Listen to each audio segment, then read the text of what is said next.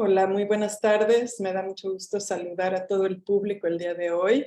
Mi nombre es Ana Elena González Treviño y los saludo desde el Centro de Estudios Mexicanos de la UNAM en el Reino Unido para esta sesión del ciclo de seminarios que hemos organizado en colaboración con la MEXOC UK, la Sociedad de Estudiantes Mexicanos del Reino Unido, y en colaboración le cedo la palabra a Carla Hernández. Muchas gracias, doctora Ana Elena. Muy buenas tardes, buenos días a todos en México y en Reino Unido. El día de hoy tenemos nuevamente un tema muy interesante a cargo de Benjamín Castro de la Universidad de Cambridge, quien nos estará hablando también sobre un tema muy relevante en estos momentos en México, en materia de legalidad. Queremos agradecer a la UNAM UK por darnos este espacio, aquí a la MEXOC UK y a todos los estudiantes en Reino Unido. Desde Reino Unido les damos la bienvenida a todos los que están conectándose y los invitamos a que a través del chat envíen sus preguntas al finalizar la sesión, las cuales estaremos leyendo y compartiendo con Benjamín. Entonces, sin más, le damos la palabra a Benjamín para que empiece su presentación. Muchas gracias y bienvenidos a todos y a todas. Muchas gracias, Carla. Muchas gracias, Carla. Buenos días, buenas tardes a todas y a todos. Voy a compartir la pantalla. Muchas gracias por unirse a esta presentación. Un segundo nada más.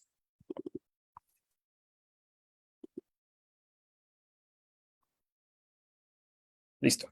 Bueno, pues el día de hoy vamos a platicar sobre el uso de la prisión preventiva oficiosa desde la mirada del punitivismo penal.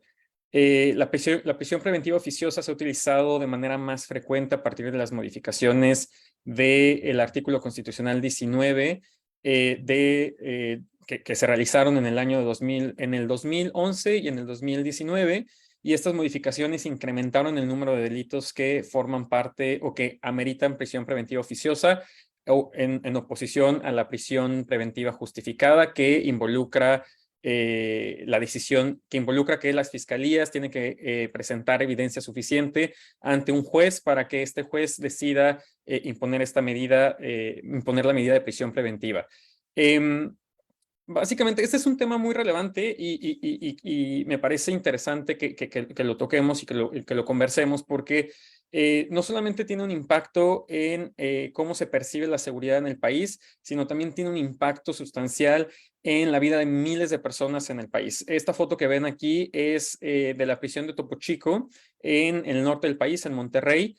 Antes de que fuera cerrado. Esta foto es del 2016. Este centro penitenciario fue conocido por los altos niveles de violencia y por un alto nivel de autogobierno. Esto que significa que las autoridades penitenciarias no tenían el control de lo que estaba ocurriendo en el centro penitenciario y por lo tanto también implicaba que bueno, las personas que estaban ahí, las personas privadas de la libertad que estaban en este centro, vivían en condiciones muy limitadas, en condiciones que eran violatorias de sus derechos humanos y que además no eran propicias para la reinserción social, que esto es uno de los elementos clave de una de las tareas clave de los centros penitenciarios en el país. Ha habido una serie de procesos, una serie de reformas, una serie de cambios a lo largo de los años que vamos a ir revisando poco a poco y que también nos permiten entender cuál es el impacto. Y quería iniciar con esta fotografía porque creo que es importante que a lo largo de toda la presentación tengamos en mente que todas estas decisiones que vamos a estar revisando tienen impacto en personas reales, en personas como nosotros, ¿no? Que están en prisión, pero que al final del día son personas que, como todas y todos, tienen derechos, hay derechos humanos que se tienen que proteger y también condiciones de vida, que se tienen que garantizar condiciones de vida dignas. Básicamente vamos a cubrir 5 puntos en la conversación. Primero, vamos a revisar el contexto de la situación de seguridad en México. 2, vamos a revisar el uso de la prisión preventiva oficiosa en México como estrategia de seguridad, que esto es un concepto, bueno, es distinto porque después de tantos años de un combate frontal con el narcotráfico desde 2006, obviamente se han intentado diferentes estrategias. ¿Y por qué? Porque el descontento de las personas ha ido incrementando, la sensación de inseguridad ha ido incrementando a lo largo del país. Y hay una tendencia a utilizar medidas que son más punitivas, de carácter más punitivo, y entre ellas se encuentra la prisión preventiva oficiosa. Vamos a explorar un poco el concepto de populismo penal, que nos permite entender más por qué la prisión preventiva oficiosa empezó a aparecer como un sustituto de alguna manera de la estrategia de seguridad, o como un elemento adicional a la estrategia de seguridad, que era una estrategia que no estaba funcionando o que no ha estado funcionando en muchas partes del país. También vamos a ver de manera exploratoria las consecuencias de esta estrategia, el impacto, como les mencionaba hace un momento, el impacto en las personas, el impacto a nivel agregado, en la percepción de seguridad. También vamos a revisar el impacto en el número de homicidios en el país. Y bueno, finalmente vamos a ver las alternativas de política pública con las que contamos. Un par de tres aclaraciones importantes que me parece necesario mencionar. Lo primero es que esta investigación se encuentra en una etapa exploratoria. Lo segundo es que es meramente de carácter descriptivo, lo que implica es que todavía no está en esta etapa de análisis inferencial, y como lo van a ver a lo largo de las diapositivas, está justamente en una etapa inicial y tiene un énfasis principalmente en las alternativas de política pública que se pueden generar a partir de la información disponible y a partir de este análisis descriptivo. Como parte del contexto, tenemos que ir un poco atrás, a la década de los 90, en donde se reconfiguró el mercado ilegal de drogas en el continente americano.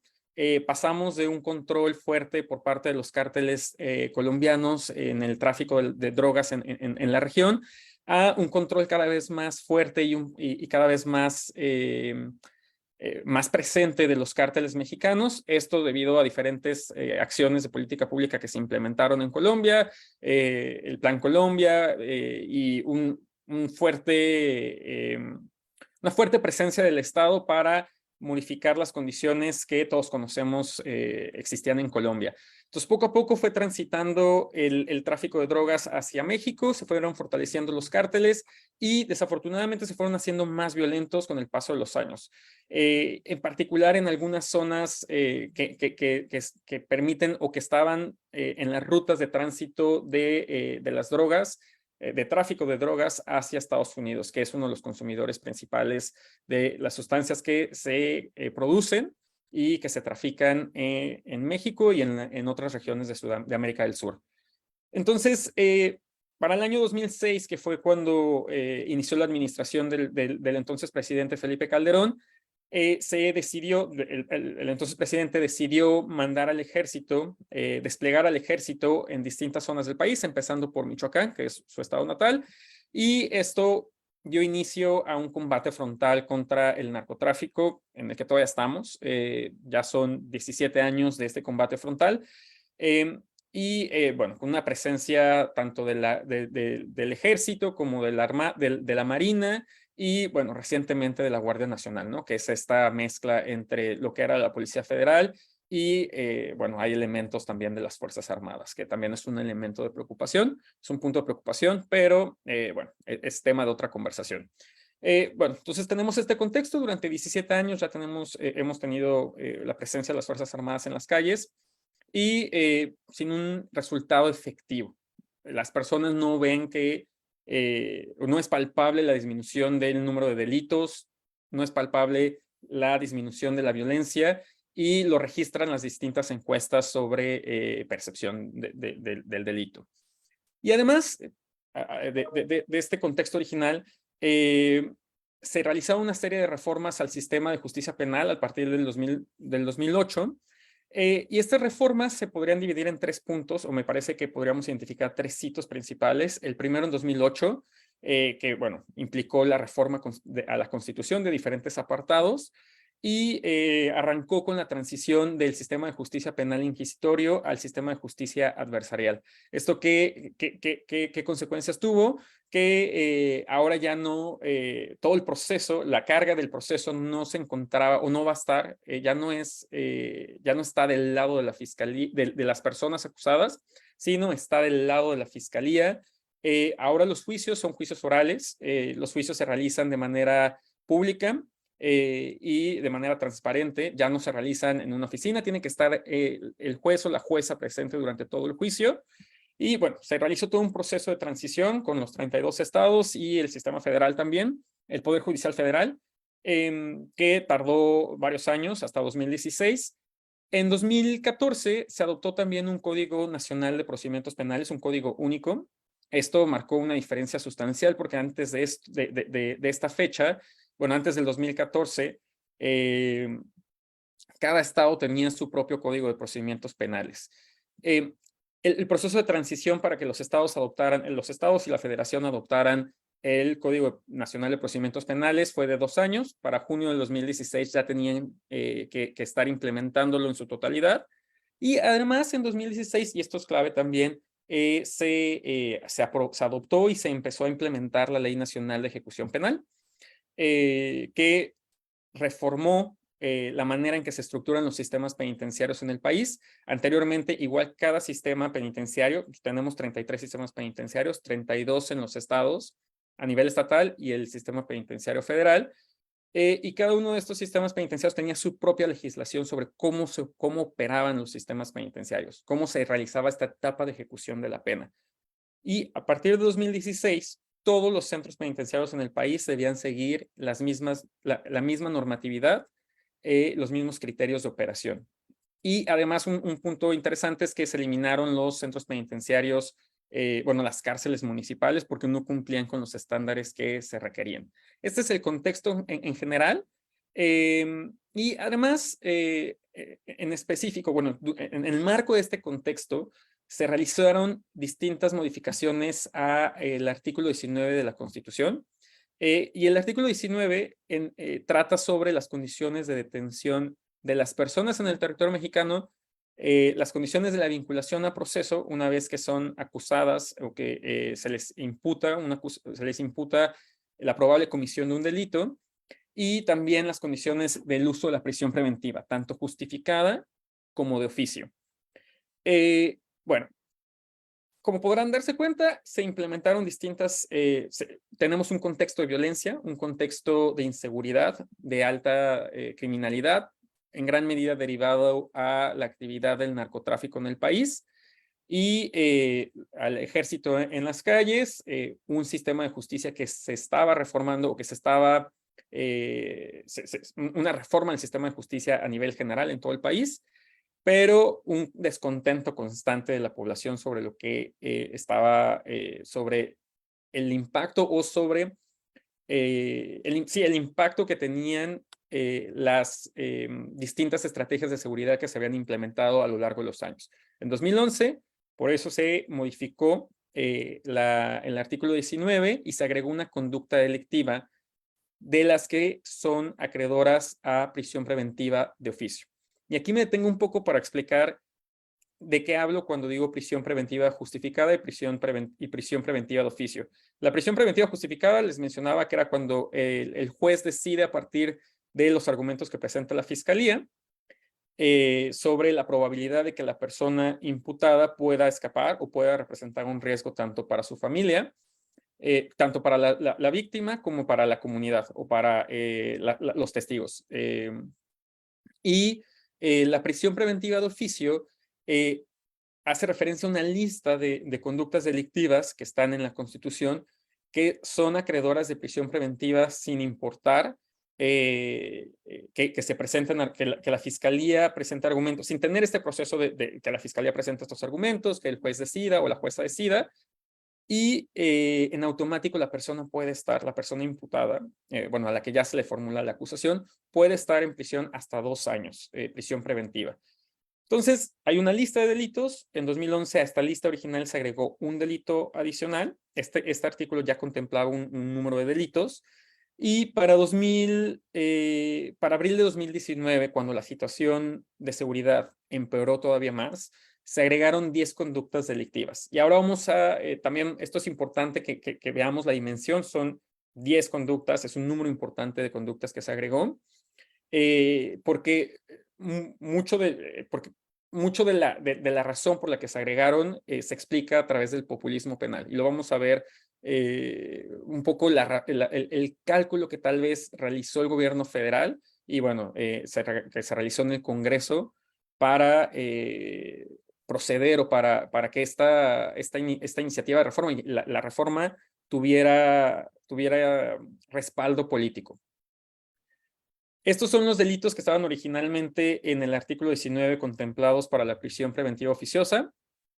Con la reforma del 2011 se agregó este delito y con la reforma del 2019 se agregaron estos otros delitos. Si se dan cuenta, es una lista muy grande y tenemos delitos muy variados como feminicidio, robo de casa-habitación, uso de programas sociales con fines electorales, delitos en materia de desaparición forzada de personas y desaparición cometida por particulares. También tenemos corrupción, tratándose de los delitos de enriquecimiento ilícito y de uso abusivo de funciones. Son distintos delitos y muchos de estos delitos responden también a coyunturas que estaban ocurriendo en el momento de la discusión legislativa o previo al momento de la discusión legislativa. Por ejemplo, el feminicidio se incluyó porque durante el 2019 y el 2018 hubo una cobertura importante de casos de feminicidio que ocurrieron en el país. No estoy diciendo con esto que no sea importante que el feminicidio se investigue, pero fue parte de los argumentos por los cuales tomó impulso, parte de las razones por las cuales tomó impulso la inclusión del feminicidio en este listado. El robo de hidrocarburos también se incluyó porque fue durante toda esta época en donde existían lo que conocemos como huachicoleo en distintas regiones del país, especialmente en Hidalgo, en Puebla, y de hecho, meses antes de la discusión ocurrió este accidente lamentable en Hidalgo, en donde fallecieron más de 130 personas, y obviamente pasó a formar parte de la percepción pública, o pasó a formar parte de la agenda pública, de las prioridades de la agenda pública, ¿no? Estaba en los medios, la gente conversaba sobre esto, a la gente le importaba, a las personas le importaban estos temas, y en las discusiones de los legisladores entraron en el listado que al final pasó a formar parte del artículo 19 del catálogo de delitos. Ahora, aquí pongo un asterisco sobre este listado porque es un listado de conductas. En realidad no son delitos como tal, porque no se está tipificando la conducta, no se están listando las condiciones que debe cumplir la conducta para poder ser tipificada. Y hacía falta que se modificaran o que se armonizara la legislación secundaria. Tuvimos un periodo de básicamente desde que se realizó la reforma en abril de 2019, la segunda reforma, hasta que se armonizó la legislación en febrero de 2020, perdón, aquí hay un 2021, hay un error ahí en el número 4, porque no se había hecho esta modificación a las leyes secundarias que están vinculadas con todos estos delitos, con estas conductas delictivas que están enlistadas en la Constitución. El 3 de octubre, la Cámara de Diputados en la Cámara de Diputados se discutió y se aprobó la reforma a estas leyes, y en febrero de 2021 el Senado los discutió y las aprobó. Entonces, durante todo este tiempo existió no hubo certeza jurídica para las personas que podían caer en alguno de estos supuestos que marcaba la Constitución, lo cual se prestaba a interpretaciones ambiguas, y por eso también era necesario que el Congreso decidiera o que legislara sobre las distintas leyes secundarias que estaban asociadas al artículo 19, al catálogo que ya habían reformado. Ahora, ya que se reformó y ya obviamente pues incrementó el impacto, ¿no? de la prisión preventiva oficiosa, y aumentó el número de personas que fueron enviadas a prisión preventiva oficiosa, Y lo vamos a ver en las siguientes gráficas más adelante. ¿Por qué? ¿Por qué ocurrió todo esto? Y estábamos viendo que la coyuntura jugó un papel muy importante, el descontento de la población y la presión que la clase política en el país tiene, o ha tenido, sí, que la clase política en el país ha tenido a lo largo del tiempo, y en especial las promesas y el cálculo político que realizó el Ejecutivo Federal, se entienden en gran medida a través de este concepto, del concepto de populismo penal. Este término, Sir Anthony Bottom nos propone este término y lo define como, bueno, menciona que el término transmite la idea de que los políticos aprovechan y utilizan para sus propios fines lo que creen que es la postura general del público. Hay un descontento, ya lo vimos, hay una necesidad de que haya una respuesta, de que hay una estrategia que funcione, una estrategia que realmente mejore las condiciones de seguridad y disminuya la violencia en el país. Y bueno, ese es el cálculo, ¿no? Porque es una nueva administración. Y entonces, una respuesta es incrementar las medidas punitivas, ¿no? Ya se intentó una reforma al sistema de justicia, ya pasamos del sistema inquisitorio al sistema adversarial, ya también, entre algunas otras cosas, se realizaron distintas reformas a las fiscalías, ya tenemos un nuevo Código Nacional de Procedimientos Penales, ya también tenemos una Ley Nacional de Ejecución Penal. Entonces hay que tener medidas más fuertes, ¿no? Para resolver lo que está ocurriendo y tener resultados. Sin embargo, hay que poner atención porque probablemente esto no sea resultado de un análisis basado en evidencia. Leon Racinovich nos explica que generalmente es durante estos periodos de tensión, frustración y miedo que las soluciones en la esfera penal se adoptan principalmente por motivos emocionales o por cálculos oportunistas. Y en este contexto tenemos una combinación de ambos. Además, hay una política de negación, utilizando el concepto de David Garland. ¿Por qué? Porque, como lo mencionaba, no se realiza este cálculo a partir de la evidencia. Se realiza a partir de la percepción de lo que se considera es lo que la gente o las personas buscan, quieren. Y había esta necesidad, ¿no? Hay una necesidad de que se haga algo y de que exista una consecuencia para el delito en el país. Esto nos da un poco el marco conceptual para poder pensar cuál fue el cálculo político, cuál fue el razonamiento detrás de todo este endurecimiento. Y ahora vamos a ver cuáles han sido las consecuencias y si realmente este cálculo es acertado, ¿no? Si este cálculo realmente si las personas realmente, la percepción de las personas sobre la seguridad en el país ha cambiado. Esta es una gráfica que nos presenta la población penitenciaria en el país, tanto para prisión preventiva y personas con prisión, que están en prisión con sentencia, tanto para los foros federal y foro común, de 2018 a 2023. Aquí hago una acotación, los datos sobre prisión preventiva no están desagregados por prisión preventiva justificada o por prisión preventiva de oficio. Y esto se debe a que una misma persona puede estar por distintos delitos en prisión y probablemente esté por delitos que tal vez sean tanto de prisión que estén en el catálogo de delitos de prisión preventiva de oficio, pero también hayan cometido delitos que no estén dentro de este catálogo. Entonces es muy difícil identificar o desagregar a ese nivel. Como se podrán dar cuenta, la reforma constitucional de 2019, que es la que nos interesa porque es donde hay un mayor número de delitos, de conductas delictivas que se agregaron, se realizó en este año, se realizó en este periodo y se realiza en un momento en donde la población penitenciaria había disminuido de manera constante. Y esta disminución fue resultado de todas las reformas, de todo el proceso de reforma judicial que inició en 2008, principalmente. Y bueno, teníamos un descenso lento, pero era un descenso constante. Y a partir de ese momento, hay un punto de quiebre y continúa creciendo el número de personas que están en prisión. El número ha seguido creciendo. Ha crecido un poco más el número de personas que está en prisión justificada, en prisión preventiva, tanto justificada como de oficio, en comparación con el número de personas que están con sentencia. Entonces, esto también nos da una señal de que algo está ocurriendo ahí.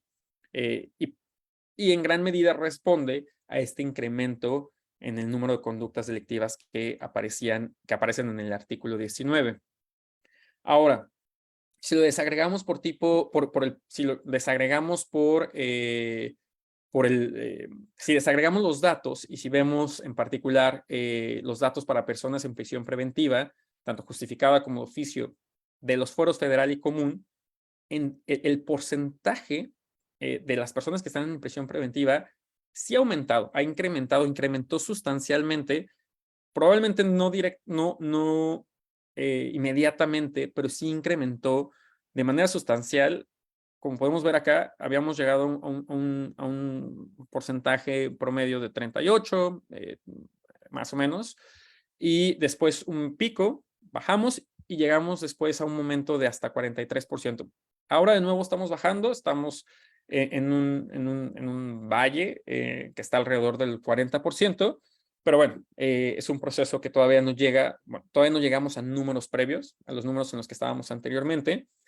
Y esto es importante porque pues estas personas no han recibido una sentencia. Estas personas simplemente fueron acusadas de un delito y no sabemos si son culpables o si no son culpables de este delito del que fueron acusadas. Ahora, este es el porcentaje desagregado, el porcentaje desagregado en particular para fuero federal. ¿Por qué es importante desagregarlo tanto para fuero federal como para fuero común?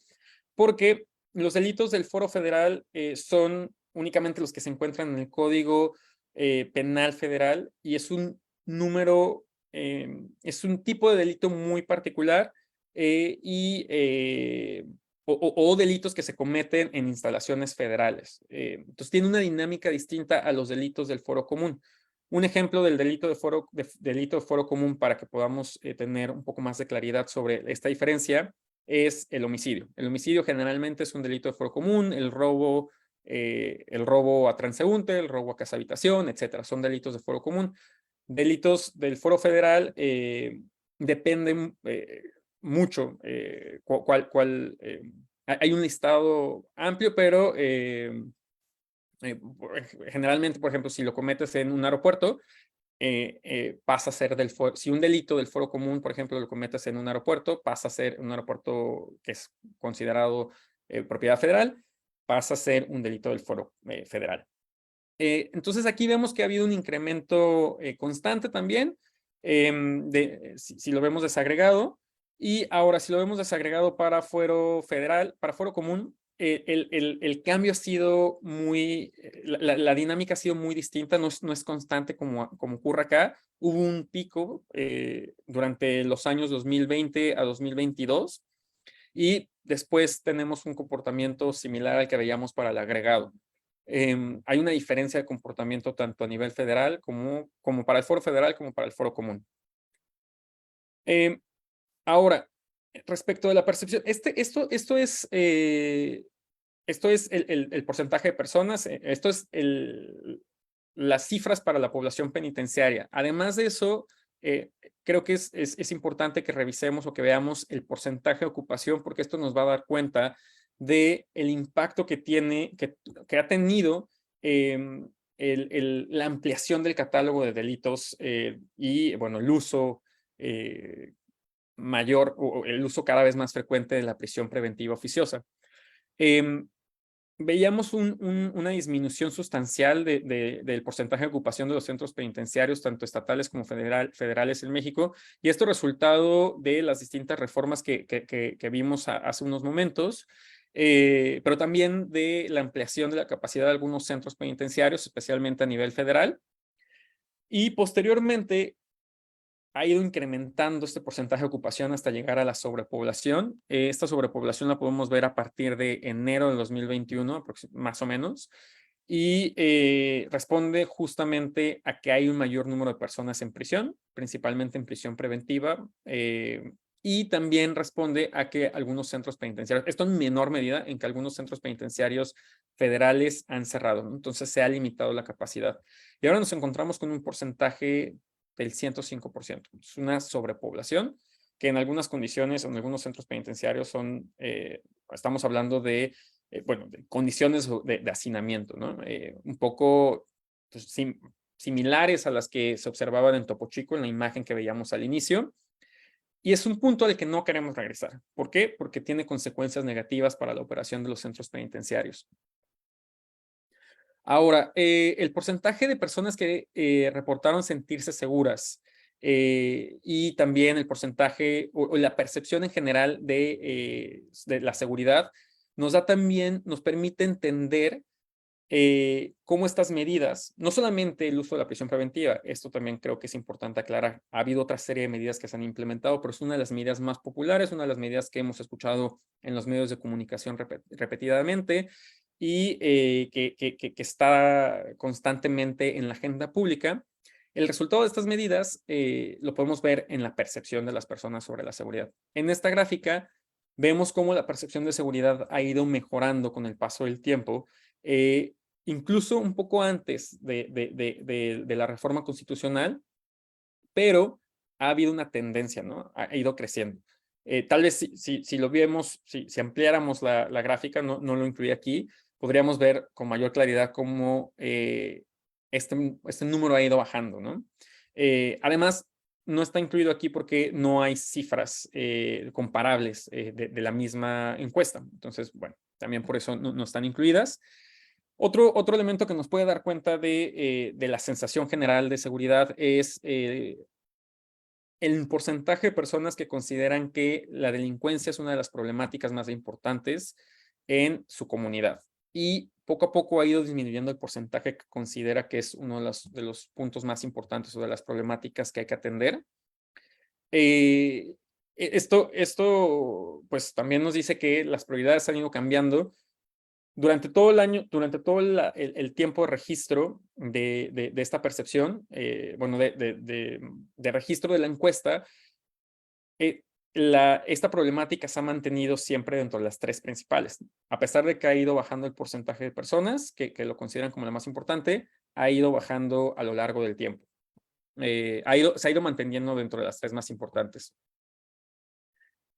También el porcentaje de personas que consideran que las condiciones de seguridad mejorarán en su ciudad ha ido cambiando y ha habido momentos más optimistas, que también es importante mencionarlo.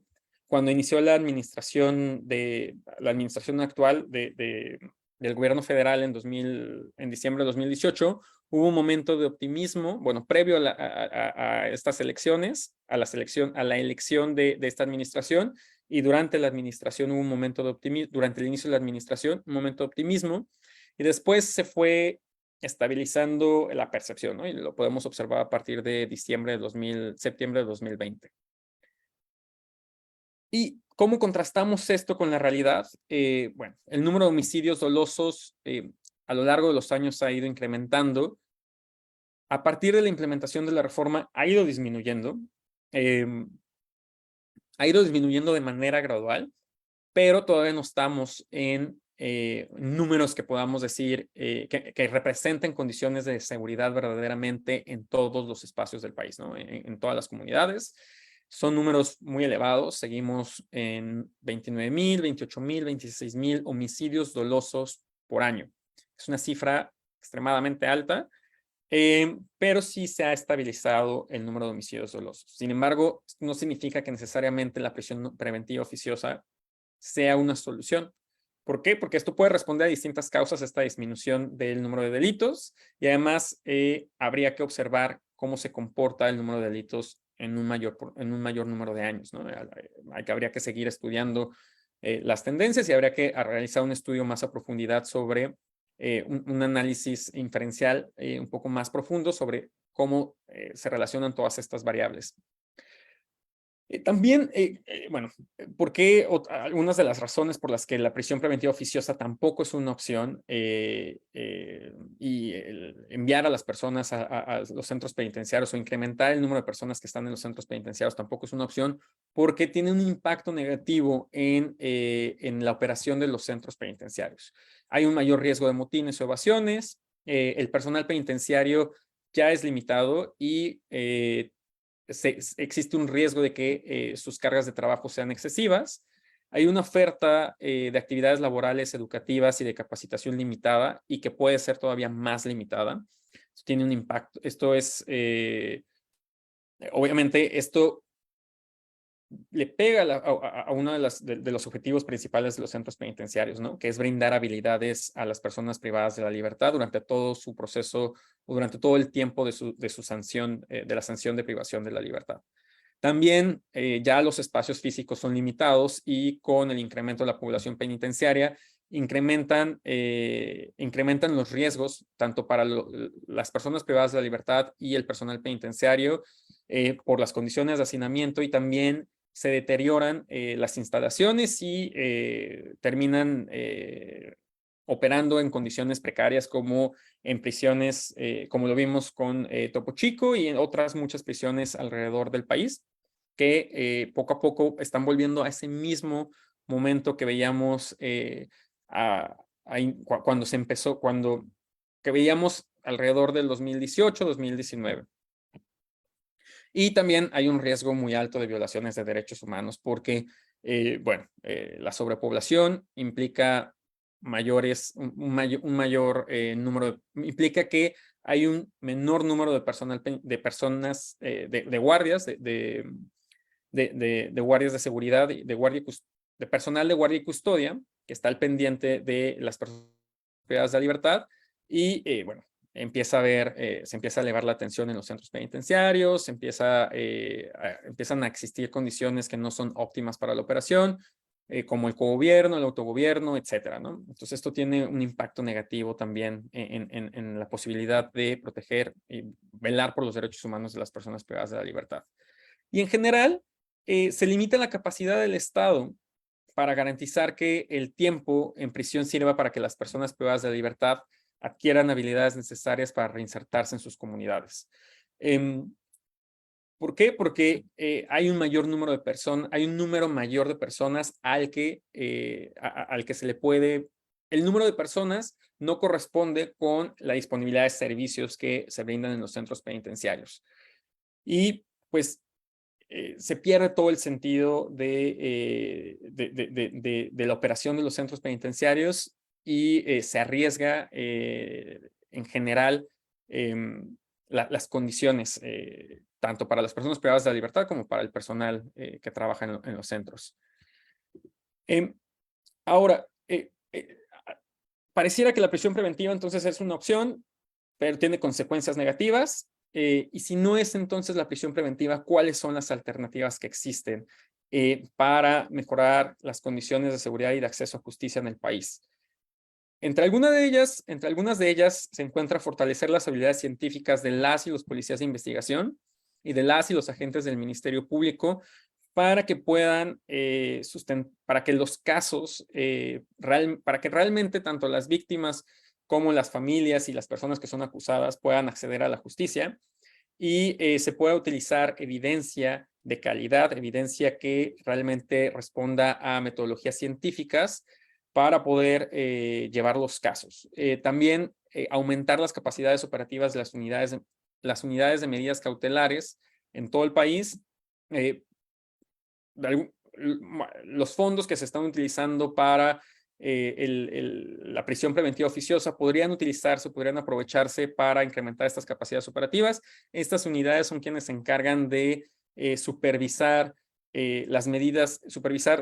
las medidas que no son, que no son necesariamente una sanción privativa de la libertad, y también pues dotar a las instituciones judiciales de recursos humanos y materiales adecuados para gestionar pues la creciente carga de trabajo. Además de estas tres propuestas o de estas tres alternativas, obviamente se tiene que continuar trabajando con las fiscalías, con los poderes judiciales de los estados, de la federación, con los centros penitenciarios para seguir capacitando al personal y, bueno, en general con todo el sistema de seguridad y justicia. Bueno, hasta aquí mi presentación y pues muchísimas gracias a todas y a todos. Si hay alguna duda, con mucho gusto la puedo responder.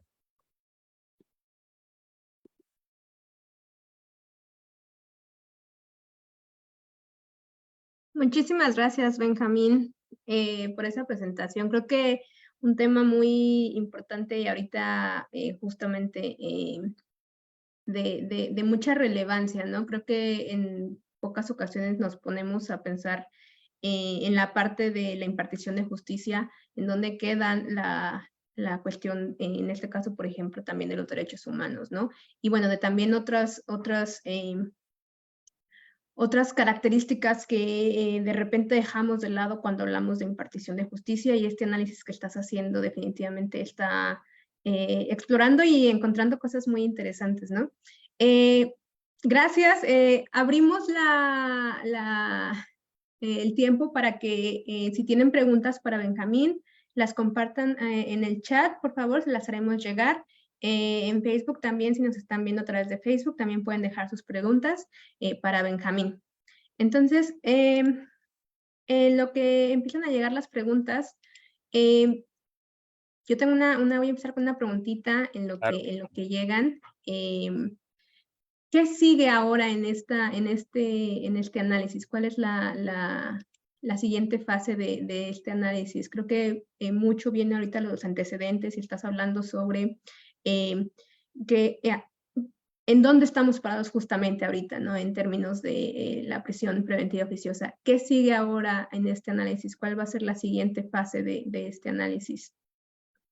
Creo que uno de los primeros pasos es identificar o desagregar la información que existe para prisión preventiva oficiosa para realmente entender cuál es la dinámica, con la información que existe actualmente, con la información disponible. No es la misma información con la que contamos a nivel general para prisión preventiva, pero sí hay formas de poder acercarnos, de poder tener un proxy de cómo se comporta la prisión preventiva oficiosa. Creo que ese sería uno de los primeros pasos, tratar de ver cómo funcionaría, tratar de explorar la información que existe alrededor de la información que existe, la información disponible, y también pues profundizar el análisis, el análisis estadístico inferencial, ¿no? Que creo que también sería muy importante para ver estas posibles,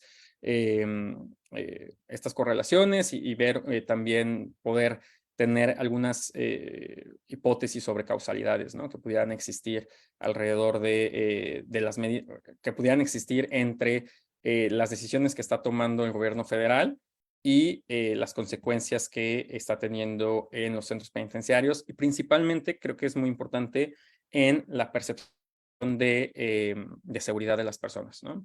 Conectar estos tres elementos a mayor profundidad. Perfecto, muchísimas gracias. Gracias. A mí me gustaría preguntar algo, si se puede, Carla. Claro. Gracias. Sí, adelante, doctora. Claro que bueno, sí. primero que nada, felicitarte, Benjamín. Es un tema muy complicado y lo has expuesto con muchísima claridad y con mucho conocimiento. Entonces, felicidades por ello. Y me preguntaba yo varias cosas, ¿no? Una, acerca de la aplicabilidad de los modelos teóricos a nivel internacional, digamos, modelos teóricos que se desarrollan en ciertos contextos y qué tanto serán aplicables a nuestro país. Y por el otro lado está la parte como de, tú explicabas un poco, ¿no? De los procedimientos que se llevaron para llevar a cabo las reformas, para modificar los estatutos y crear lineamientos mejores, ¿no? Dentro de los códigos penales mexicanos. Y eso me hace pensar en la necesidad también con nuevos recursos tecnológicos, nuevas herramientas de análisis, me hace pensar en la necesidad de entrenar, de capacitar al personal es tan grande que no se puede abarcar con esta palabrita, ¿no? De personal. Pero digamos que si las políticas públicas contemplan la etapa de capacitación de quienes atienden, de quienes hacen que funcionen todos estos sistemas. Me parece algo complejísimo y no sé si es incluso demasiado, ¿no? Pensar en eso y al mismo tiempo pensar que es la única manera, ¿no? de que haya una solidez jurídica, ¿no? En esto. Bueno, me gustaría escuchar tus comentarios. Claro, sí, sí, sí. Sobre los primeros, sobre los modelos a nivel internacional, sí se han replicado muchas prácticas. De hecho, el proceso de elaboración de la Ley Nacional de Ejecución Penal consideró distintos modelos a nivel internacional que son promisorios. Y actualmente la ley misma, la ley que tenemos en México es un ejemplo a nivel internacional porque es una ley bastante progresista, es una ley que realmente protege los derechos de las personas privadas de la libertad, pero no únicamente de ellas, sino también del personal penitenciario, de la visita de los centros penitenciarios, de las niñas y niños que viven en los centros penitenciarios también. Y bueno, pues obviamente el reto está a nivel operativo, la legislación ya está, y esto se conecta con el segundo punto que es la capacitación del personal. Se ha hecho un esfuerzo importante, uno, de capacitación del personal de las instituciones de procuración y de impartición de justicia a nivel estatal y federal desde que inició el proceso de reforma en 2008. Se han invertido muchos recursos, tanto físicos como materiales y económicos. Y en alguna medida ha tenido éxito porque se ha transitado se ha logrado transitar a este sistema de justicia adversarial que tiene bastantes ventajas y que realmente cambia la manera de impartición de justicia, pero obviamente como existen personas operadoras a lo largo del país, distintos sistemas, son 32 estados, el sistema federal, el Poder Judicial Federal, etcétera, las fiscalías estatales, las fiscalías federales, es todo un entramado, es una red de instituciones que está operando contando también a las policías municipales, policías estatales, la Guardia Nacional actualmente, que lo vuelve muy complejo, ¿no? Y entonces lo que tenemos es también una disparidad en el nivel de capacitación a lo largo del país y también dependiendo del tipo de institución. Y lo mismo con los centros penitenciarios. Los sistemas penitenciarios en algunos estados han invertido realmente en la capacitación de su personal, en algunos otros hay rezagos importantes, pero también porque es importante reconocer que en muchas de estas instituciones el personal trabaja en situaciones precarias, ¿no? En situaciones que son adversas, jornadas de trabajo muy extensas, prestaciones laborales muy bajas, sueldos bajos, no hay oportunidades de vacaciones. Entonces, esto también perjudica en el tipo en su desempeño. Y bueno, esto se ve reflejado en algunas ocasiones en cómo operan los centros penitenciarios o cómo operan las instituciones de procuración e impartición de justicia. Pero sí se ha hecho un esfuerzo sustancial y debo decir que también un número importante de operadoras y operadores pues están haciendo bien su trabajo, pero es un reto, ¿no? Es un reto porque es un problema sistémico, es como le conocen, ¿no? En política pública es un wicked problem, que al final pues no tiene una receta única, ¿no? Eso también lo vuelve retador y también por eso cada tanto vemos propuestas como estas, ¿no? Incrementar el número de medidas punitivas, porque es una respuesta sencilla, de alguna manera, y es una respuesta que da un resultado visible, que es lo que la gente busca, ¿no? Que es la que en general existe esta necesidad de ver resultados. Y obviamente los planes a largo plazo cuesta un poco más de trabajo ver resultados, ¿no? Por eso también muchas personas no le apuestan a la prevención del delito u otras medidas. Todo esto tiene que ser integral, pero bueno, es un reto, verdaderamente. Bien, muchas gracias. Sí, porque nos lleva al tema de la educación, ¿no? Claro. Pues sí, es una madeja muy, muy enredada. Exactamente, sí, se vuelve complicado. Bien, pues sí. Muchas gracias. Pues creo que hoy Mira, por acá Tenemos Por una aquí pregunta. tenemos una preguntita de Hortensia de las Fuentes de Facebook. Nos dice, ¿habrá alguna conferencia o plática acerca de regulaciones en los negocios internacionales, sobre todo en UK, que si no me equivoco, ahí empezaron los bancos como tal? Sería bueno porque en México se le ha dado mucho poder al sector privado y conocer regulaciones nos daría un punto de vista muy global. Gracias. O si sabe algo del tema que nos pueda decir sobre las regulaciones en los negocios. La verdad es que no es mi área de expertise y tal vez estaría interesante si hay alguna persona que estudie acá en Reino Unido que sea experta en este tema.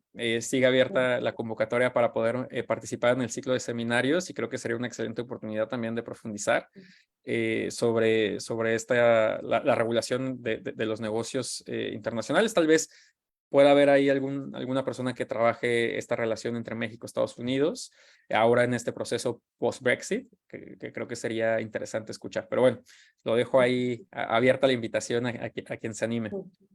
Y quisiera apuntar que en el canal de YouTube de UNAM Reino Unido hay una serie de conferencias de una investigadora del Instituto de Investigaciones Económicas de la UNAM, en donde se rastrea el legado inglés, el legado bancario inglés en México, o sea, británico en México. Entonces, desde la impresión del papel moneda, el primer papel moneda mexicano se imprime en Londres, por ejemplo, ¿no? Datos de ese tipo. Y bueno, ese puede ser una iniciación. Y también, claro, estamos interesados en impulsar lo que llaman ley transnacional, que en varias universidades británicas tiene muchísima importancia. Pero bueno, en efecto, reitero la invitación de Benjamín para que si alguien trabaja este tema, se pueda apuntar a las conferencias de los martes.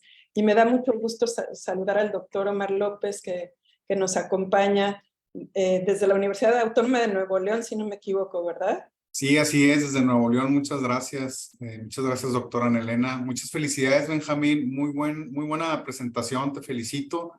Y el caso que abordaste en Nuevo León, particularmente, sí fue un caso, como bien dijiste tú, un caso, pues ahora sí que mal modelo, ¿no? A nivel nacional e internacional en el tema de administración de justicia, en este caso de los penales o centros de readaptación social. Y fíjate que aquí en Nuevo León se quiso arrancar un proyecto y es la pregunta que te quiero hacer. ¿Tú crees que la solución sea, como bien mencionabas tú a lo largo de tu presentación, el cambio de políticas públicas, el cambio de reconocer los problemas que se están teniendo y todo, pero tú pensarías que también ayudaría darle a manos privadas la administración de los centros de readaptación social como se hace en Estados Unidos, que es toda una industria prácticamente en Estados Unidos? Y de hecho, yo tuve conocimiento de que por lo menos aquí en Nuevo León, uno de los penales, el penal de Mina, fue concesionado y fue licitado a nivel internacional y empresas internacionales vinieron y concursaron presentando modelos de readaptación social basados en, como tú mencionabas, en estándares internacionales, etcétera. Pero ¿tú crees que en México pudiera pasar eso? Digo, hay mucha diferencia entre, por ejemplo, los centros de readaptación social del sureste del país, que como bien dices tú, las condiciones son infrahumanas, y los del norte del país, que no cantan mal las rancheras, pero sí están mucho mejor que los del sureste, ¿no? Entonces, el hablar de esta situación en la cual se privatice la administración de los centros de readaptación social, ¿consideras tú que pudiera ayudar? Creo que la respuesta a esta pregunta tiene muchos matices, porque sí, es una de las soluciones que siempre se pone sobre la mesa, la privatización de la operación de los centros penitenciarios, pero la evidencia es ambigua sobre el resultado que tiene, que tiene la concesión de esta operación a manos a particulares, ¿no? A empresas. Y decía que la respuesta tiene diferentes matices, o la podemos dividir en distintas partes, porque uno, se ha implementado ampliamente en Estados Unidos, pero en Estados Unidos realmente la forma de operación de los centros penitenciarios es muy distinta como se realiza en México. Y creo que también, ahora que también relacionándolo con la pregunta que hacía la doctora hace un momento, cuando retomamos elementos de modelos internacionales, siempre hay que hacerlo con mucha precaución, ¿no? Porque precisamente los sistemas penitenciarios operan de distintas maneras y en Estados Unidos no tienen un enfoque de reinserción social como lo tienen acá en México. Es un enfoque más de, bueno, simplemente tener a las personas en un espacio aislado de la sociedad, ¿no? Esa es la definición de una prisión en Estados Unidos, sin actividades, pasas en la estancia, en la celda, pasas un número importante de horas, hasta 23 horas al día, que es imposible de sobrellevar. Entonces sí, es distinta la manera en que operan allá y además en general existen distintos, puede haber incentivos perversos para las empresas que operan estos centros penitenciarios, ¿no? Porque depende mucho también del tipo de contrato que tengan estas empresas. Si es un contrato que ya está fijo y ya se estableció el número de personas que van a estar en los centros penitenciarios, pues obviamente no impactaría en la operación, ¿no? No impactaría porque ya hay un contrato fijo, ¿no? Sin importar si hay, no sé, si se determinó que había 10,000 personas como parte del contrato y hay 5,000 personas, no hay una consecuencia para no modifica la forma en que en teoría la empresa estaría operando el centro penitenciario, pero si no es de esta manera, si se dejan abiertas los incentivos, si se dejan abiertas, se deja abierto el contrato al número de personas, si es variable, dependiendo de cuántas personas te pago tanto y empieza a haber este tipo de condiciones, entonces obviamente yo quiero tener más personas en la prisión, ¿no? Me conviene más. En el caso de México, con los centros federales, y se cerraron algunos, y lo vimos todos con la información pública en las mañaneras con el presidente, el argumento fue por los excesivos costos que tenía la operación, los contratos eran muy elevados, estos centros penitenciarios no tenían la población penitenciaria por la que se habían firmado los contratos, entonces se estaba pagando más de lo que en teoría se estaría pagando si fueran operados por el Estado, ¿no? Directamente. Por eso mencionaba que es ambiguo, o sea, podríamos decir que tal vez sí ha mejorado, en algunos centros penitenciarios ha mejorado en el país, porque sí es cierto que los resultados en distintas evaluaciones han sido buenos, han sido malos, entonces para algunos les ha ido bien, algunos no, es dependiendo mucho de distintos factores. No me animaría a decir que es la solución, ¿no? Sería bastante arriesgado. Muchísimas gracias, Benjamín, y nuevamente felicidades por la presentación. Gracias, gusto en saludarlos a todos. Muchas gracias, doctor Gracias, Omar. Gracias, Benjamín, por esa explicación también, esa reflexión. Tenemos un comentario de Miriam Tinoco Tapia. Nos dice, gracias, Benjamín, por clarificar y ahondar en conceptos que escuchamos en el día a día en México, pero que al final no entendemos de fondo y con esta plática queda más claro. Gracias por compartir y felicidades por tu excelente presentación. Mariana Bello nos dice, Benjamín, mencionaste que este es un wicked problem. ¿Podrías comentarnos tu opinión sobre la capacidad de las políticas públicas de afrontar el problema y no los síntomas? Uy, sí, es complicada la pregunta porque siempre, pues creo que es la definición natural de wicked problems, ¿no? Se mezclan tanto los síntomas como el problema, como lo que ocasiona las causas, y se van conectando, ¿no? A lo largo de todo, si uno intenta mapear, si uno intenta ir hacia atrás y ver qué es lo que está ocasionando que tengamos estas condiciones de inseguridad o estas condiciones de violencia generalizada, hay una conexión, ¿no? De las causas con las consecuencias. Podríamos decir que es falta de educación, podríamos decir que es falta de acceso a oportunidades económicas, podríamos decir que es marginación, etcétera, pero también muchas de estas condiciones se perpetúan porque hay violencia, ¿no? Hay violencia generalizada, hay tasas elevadas de delincuencia, etcétera. Entonces es un ciclo y es difícil identificar el punto donde se puede hacer la intervención. Yo creo que una forma de poder acercarse a los wicked problems, a este tipo de problemas de política pública, es a través de